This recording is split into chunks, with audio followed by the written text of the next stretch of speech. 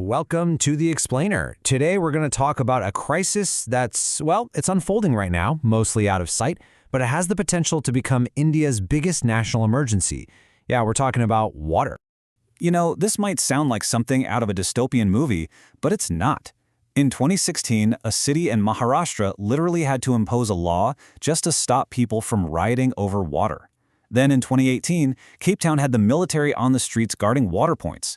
And just a year later, in Chennai, a major IT hub, mind you, hospitals were postponing surgeries because the taps had completely run dry.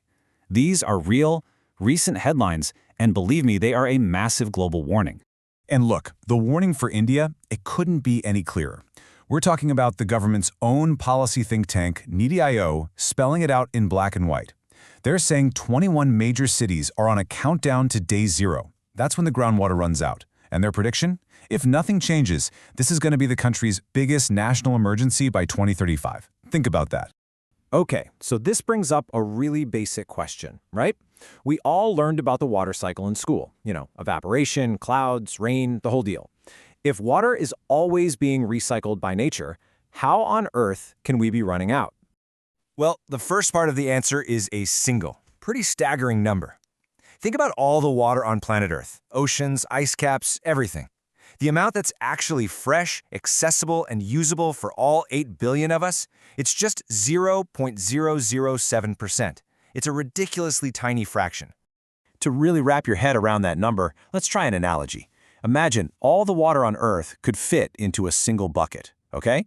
Now, the amount available for us, for drinking, for farming, for everything, would be just one single drop. Our entire civilization is built on that one drop. And here's the core of the problem. We're treating our ancient groundwater resources like a bank account we think has unlimited funds.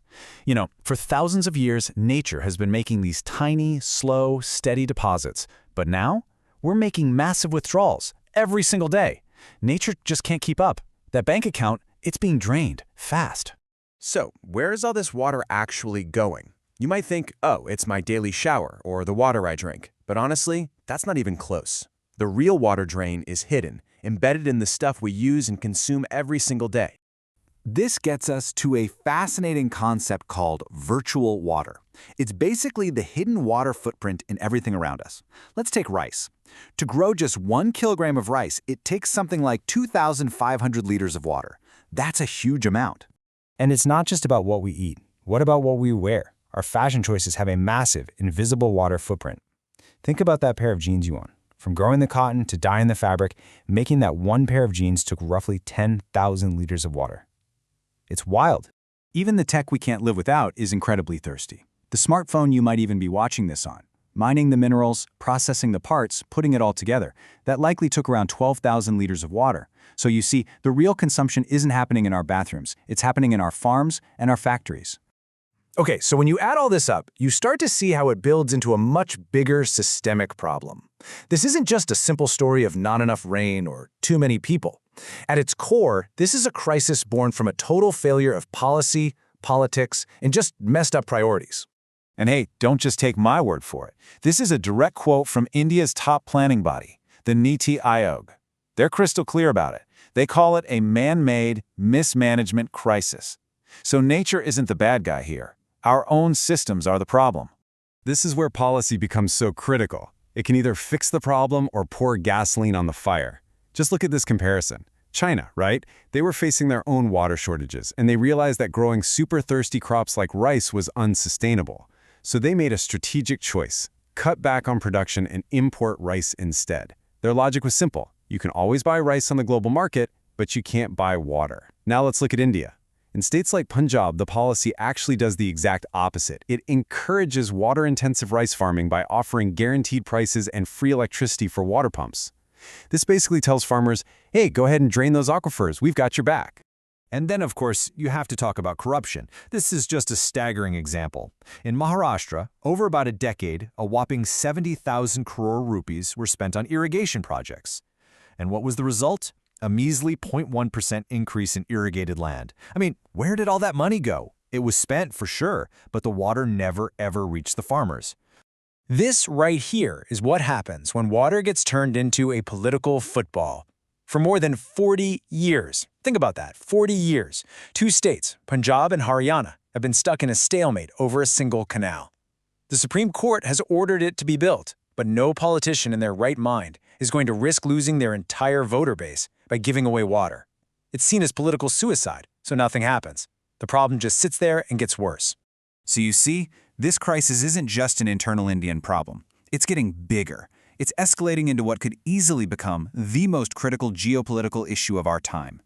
Water is shifting from a shared resource to a weapon. Think about it. For the entire 20th century, global politics was all about one thing: oil. But let's just compare oil and water for a second. A world without oil? Yeah, it would be tough, but we have alternatives, right? We've got solar, wind, nuclear power. Civilization would find a way to survive. But a world without water? There is no alternative. There's no plan B. It's completely non-negotiable for survival, and that makes it the ultimate national security issue, period. And you know who understood this decades ago? China. Their control of Tibet was never just about land, it was about the water. The Tibetan Plateau is basically Asia's water tower. It's the source of almost every major river in the region. We're talking the Brahmaputra for India, the Indus for Pakistan, the Mekong for all of Southeast Asia. If you control Tibet, you essentially have your hand on the water tap for nearly half the continent. And look, this isn't some abstract theoretical threat. We've already seen this exact playbook unfold. Take Syria. In the 2000s, there was a devastating drought, but it was made so much worse when Turkey, which is upstream, started damming the rivers, effectively cutting off Syria's supply. What happened next? 1.5 million Syrian farmers had to abandon their land and flood into the cities. This created a perfect storm, a powder keg of unemployment, hunger, and anger that directly contributed to the civil war and the rise of ISIS. Water was literally used as a weapon. And again, this isn't just some fringe theory. The Pentagon, yes, the Pentagon, put out a report way back in 2004 that predicted this. They said that future water crises would be a bigger threat to global stability than terrorism. They saw this coming over 2 decades ago. Okay, so I know this all sounds pretty grim. The obvious question then is, can we fix this? Can't we just, invent something? Engineer our way out of this mess with some cool futuristic tech? Well, let's talk about the two big tech solutions you always hear about. First, there's cloud seeding. The promise is rain on demand. The reality, you need clouds to begin with, and you're basically just stealing rain that would have fallen somewhere else. It's a zero-sum game. Then there's desalination, making fresh water from the sea. Sounds great, unlimited water, but it's wildly expensive, uses a ton of energy, and creates this toxic, salty sludge that wrecks marine life. It might work for a small coastal city, but it's no solution for a country of 1.4 billion people. So that brings us to the real path forward. And here's the spoiler. It's not about some high-tech silver bullet. The real solutions are hard. They're about systemic change. It means actually metering groundwater and pricing it properly so we value it. It means shifting our farming subsidies away from thirsty crops like rice and towards resilient, water-sipping millets. On the world stage, it means building strategic water reserves and forming alliances. And at home, it means actually holding people accountable for corruption and, maybe most importantly, empowering local communities to bring back traditional, proven methods of water conservation. So, we'll leave you with this one final thought.